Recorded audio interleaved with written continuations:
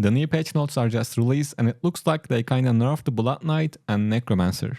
So let's check it out. We have adjusted multiple classes to bring increased balance to PvP activities and allow more class builds to flourish in a fight. And I want to read this developer's note as well. With the newly added additional 30% damage reduction, the Blood Knight, Necromancer and Wizard have been overperforming in terms of survivability. Additionally, the internal cooldown for the Arcane Wind Freeze legendary was not long enough for PvP combat, given the duration of the freeze, and we are increasing the cooldown to lower its potency. So let's check out what they changed about the Blood Knight. Solemn Snare, the Shoulder's Essence. Swarm of Pests now shrouds you in a fog of blood mist, increasing your movement speed and making you untargetable while also dealing damage to nearby enemies. Duration decreased from 2 seconds to 1.9 seconds. So before this patch, this duration was 2.6 seconds with Vitius, and now it's gonna be 2 seconds with Vitius. And for the Necromancer, they increased the cooldown of borrowed time from 30 seconds to 35 seconds. Which sounds bad for Necromancers, but shouldn't be a problem, I think. Other than this, they nerfed the chest of Wizards that gives you 20% damage reduction. Now it's gonna give 15% damage reduction. It's not on these patch notes, but it's on the Chinese one. And now let's move on to this replay dungeon option. A new replay dungeon feature has been added for parties of any size.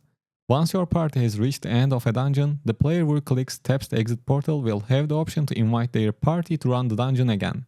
If the whole party accepts, they will be teleported to the beginning of the dungeon. This feature is not available for players who are grouped together using Random Dungeon Finder.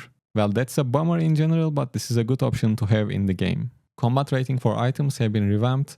Items with more attributes will have a higher combat rating. An item combat rating will not increase in these Paragon levels because the combat rating of items has increased. The difficulty of the Reliquary Gauntlet in Inferno 3 has increased too. Definitely this change makes sense because we had items with high attributes but low combat rating, and that was kinda weird. And we have a couple of updates for the Shadow War. A barrier has been added to the spawn point to prevent players from being killed there. The time to prepare for a match has increased from 5 to 10 minutes. Matches now begin at 7 for the server time. Sacred Guardian movement speed has been increased. Shadow War rewards are now sent to the players via in-game mail.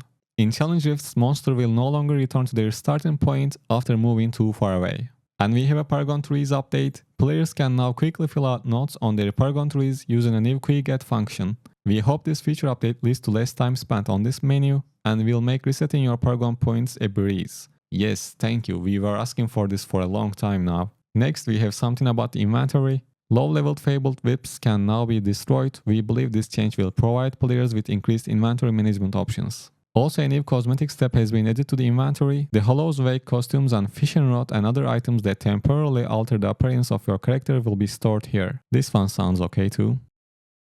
Other than that, we have a new cosmetic set you can buy with your orbs. This is how it looks like if you buy the standard bundle on Blood Knight. And if you buy the deluxe bundle for 4.5k orbs, you get this cooler version of it, which looks quite nice. By the way, this deluxe version is cross-class, so you can use it when you change your class. And it comes with 3 additional gifts: Terrified animated emoji, second Hallowed Horns banner, and Hell Knight costume. And that costume looks like this. Once acquired, the Hell Knight costume can only be used for the next 60 days, but will remain in your inventory after the event ends, and can be used again in the future. The Terrified animated emoji will revert to non-animated emoji 60 days after you acquire it and can still be used in chat. And by the way, this cosmetic is gonna be available on the 18th of this month, so it's not gonna be available right away. Same thing applies for this new holiday event, so I'm not gonna talk about it. I'm gonna make an updated video when it comes live. So that's all from this update. Basically, they kinda nerfed the Blood Knight and Necromancer a little bit. And other than that, they added a Cool Cosmetic, which is gonna be available on the 18th of this month. And we have an event, and that's all. And I think that's not bad for a small update. Once again, that's all for this one. Take care.